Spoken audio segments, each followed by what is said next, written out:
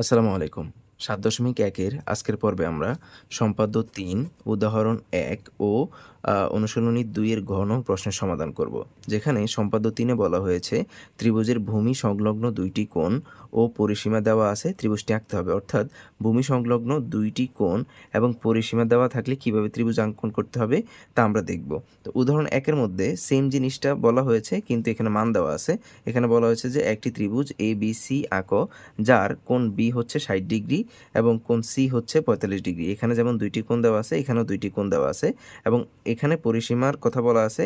এখানে পরিসীমার সরাসরি মান দেওয়া আছে, যার মান হচ্ছে ১১ সেন্টিমিটার। একই জিনিস হচ্ছে অনুশীলনী ২ এর ঘ এর মধ্যে বলা হয়েছে, যেখানে বলা হয়েছে যে ভূমি সংলগ্ন কোণ দুইটি যথাক্রমে কোণ কোণ দুটি যথাক্রমে হচ্ছে ৬০ ডিগ্রি এবং ৪৫ ডিগ্রি এবং এদের পরিসীমা হচ্ছে ১২ সেন্টিমিটার। উদাহরণ ১ এবং ২ এর ঘ এর মধ্যে পার্থক্য শুধু হচ্ছে এখানে এটার পরিসীমা ১১ সেন্টিমিটার, এটার পরিসীমা হচ্ছে ১২ সেন্টিমিটার, এইটুকুই। আর এখানে হচ্ছে শুধু প্রশ্নটা দেওয়া আছে, মান দেওয়া নাই।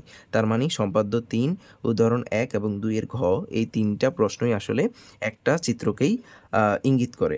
এখন আমরা দেখব এই উপাত্তগুলো দিয়ে কিভাবে ত্রিভুজ অঙ্কন করা যায়। এর জন্য আমরা প্রথমে বিশেষ নির্বাচনের ক্ষেত্রে এখানে আমরা লিখে নিছি যে মনে করি ত্রিভুজের দুইটি কোণ যথাক্রমে কোণ x সমান 60 ডিগ্রি। এখানে চাইলে কিন্তু আমরা কোণ b ও লিখতে পারি, যেহেতু এখানে b এর মান দেওয়া আছে। কোণ b সমান কোণ x সমান হচ্ছে 60 ডিগ্রি এবং কোণ y সমান 45 ডিগ্রি। y কে আমরা চাইলে কোণ c সমানও লিখতে পারি 45 ডিগ্রি এবং পরিসীমা p হচ্ছে ১২ সেন্টিমিটার। এখানে কিন্তু আমরা ১১ সেন্টিমিটার নিয়েও কাজ করতে পারি। এখানে যে প্রশ্নের মধ্যে ১১ সেন্টিমিটার দেওয়া আছে, ১১ সেন্টিমিটার নিয়ে কাজ করলে এটা হবে উদাহরণ ১, ১২ সেন্টিমিটার নিয়ে কাজ করলে এটা হবে ২ এর ঘ। তো এখানে জাস্ট মানটা হচ্ছে মাত্র ১ সেন্টিমিটারের পার্থক্য। তাহলে এখানে পরিসীমা p হচ্ছে ১২ সেন্টিমিটার দেওয়া আছে, ত্রিভুজটি আঁকতে হবে। বিশেষ নির্বাচনে আমরা এই ব্যাপারটা লিখতে পারি। এবার আমরা এই উপাত্তগুলোর আলোকে ত্রিভুজ অঙ্কন করে নিব।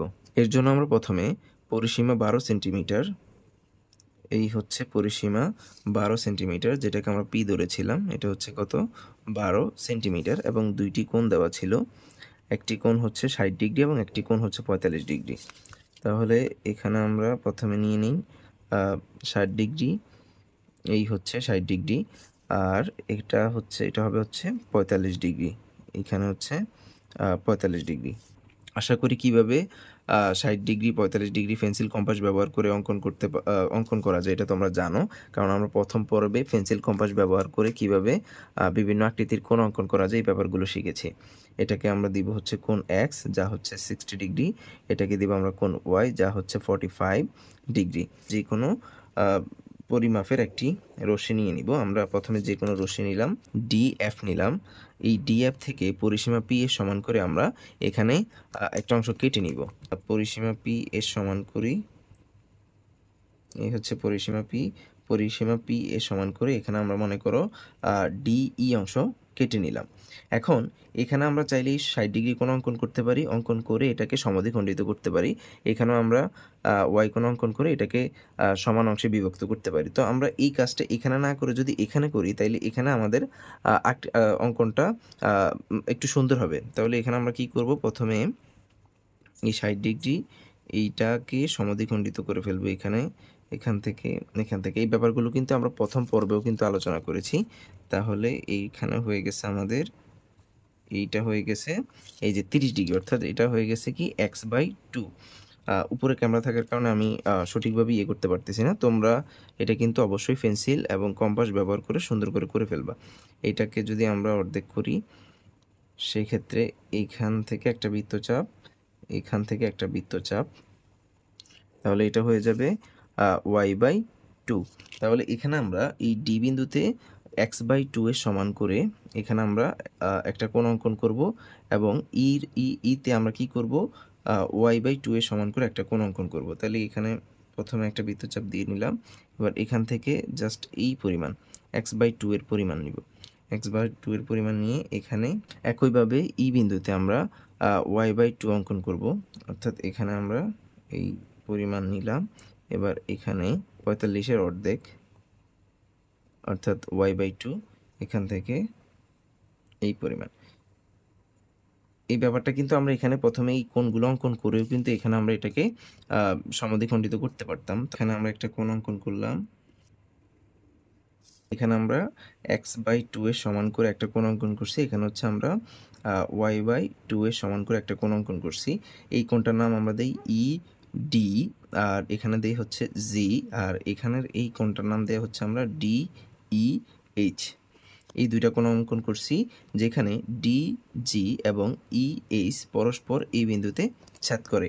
এবার এই কে কেন্দ্র করে এখানে একটা সমদ্বিখণ্ডক অঙ্কন করে আমরা এই ত্রিভুজটা অঙ্কন করতে পারি। আবার এইখানে যে x/2 নিছি, এখানে x/2 আর এখানে y/2 অঙ্কন করেও কিন্তু আমরা এটা করতে পারি। মানে ব্যাপারটা হবে এরকম, যদি এখানে কি x/2 এর পরিমাণ আছে না, এই সেম পরিমাণ আমরা এখান থেকে নিব। এখানে যেটা আছে এখান থেকে এটা হয়ে গেল। এখানে কি করছি, x/2 এর সমান করে এখানে আমরা ধরো AB অঙ্কন করছি। আবার সেম জিনিস আমরা কি করব, এখানে y/2 এর সমান করে অঙ্কন করব এই বিন্দুতেই। এখান থেকে জাস্ট আর এখানের যে পরিমাপটা আছে, এই পরিমাপটা চাইলে কিন্তু আমরা এখান থেকেও নিতে পারি। নিয়ে এখান থেকে ব্যাস এখান থেকে এটা আমরা অঙ্কন করে দিব। এটার নাম দিলাম হচ্ছে আমরা C। এখানে আমরা কি করছি, y/2 এর সমান করে অঙ্কন করছি। তাহলে এখানে আমাদের কাঙ্ক্ষিত যে ত্রিভুজ তা হচ্ছে ত্রিভুজ ABC। এখানে কিন্তু আমরা চাইলে এই যে AD যেই রেখাংশটা আছে এটাকে যদি আমরা সমদ্বিখণ্ডিত করতাম, তাহলে এখানে ধরো একটা সমদ্বিখণ্ডক হইতো, এটাকে সমদ্বিখণ্ডক খণ্ডিত করলে এখানে একটা সমদ্বিখণ্ডক হইতো। এরপর এখান থেকে এই বিন্দুতে যোগ করে দিতাম, এখান থেকে এই বিন্দুতে যোগ করে দিলেও কিন্তু এটা ত্রিভুজ ABC আমরা পেয়ে যেতাম। চলো আমরা এটার বিবরণটা দেখি। এখানে বিবরণের ক্ষেত্রে আমরা অঙ্কনে যা যা করেছি ঠিক তাই এখানে লিখেছি। যেমন যে কোনো রশ্মি DF থেকে পরিসীমা P এ সমান করে DE কেটে নেই। যেমন আমরা DF থেকে পরিসীমা P এ সমান করে আমরা কি করছিলাম, এই DE অংশ কেটে নিছি। এরপর D বিন্দুতে কোণ x/2 এর সমান করে কোণ EDG এবং E বিন্দুতে কোণ y/2 এর সমান করে DGH কোণ অঙ্কন করছি। এখানে এই যে কোণ DEH অঙ্কন করি। DG এবং EH আছে যা পরস্পর এই বিন্দুতে ছেদ করেছে। এখানে এই কথাটাই লেখা হয়েছে যে DG ও EH রশ্মিদ্বয় পরস্পরকে এই বিন্দুতে ছেদ করে। এবার এই বিন্দুতে আমরা আরও দুইটা কোণ অঙ্কন করব, যার একটা হচ্ছে x/2 আর একটা হচ্ছে y/2 এর সমান করে। যেমন এই বিন্দুতে কোণ x/2 এর সমান করে কোণ DAB, এই কোণটার x/2 এর সমান করে আমরা কি অঙ্কন করছি, কোণ DAB। এবং এই বিন্দুতে আবার কোণ y/2 এর সমান করে কোণ অঙ্কন করছি, যা হচ্ছে কোণ EAC আঁকি। AB এবং AC DE রেখাংশকে যথাক্রমে B ও C বিন্দুতে ছেদ করে। এই যে AB এবং AC এই দুইটা রেখাংশ এই BE কে B এবং E বিন্দুতে ছেদ করে। তাহলে ABC হচ্ছে উদ্দিষ্ট ত্রিভুজ। দেখা হচ্ছে পরবর্তী ক্লাসে। পরবর্তী ক্লাস দেখার আমন্ত্রণ জানিয়ে এখানে শেষ করছি। আল্লাহ হাফেজ।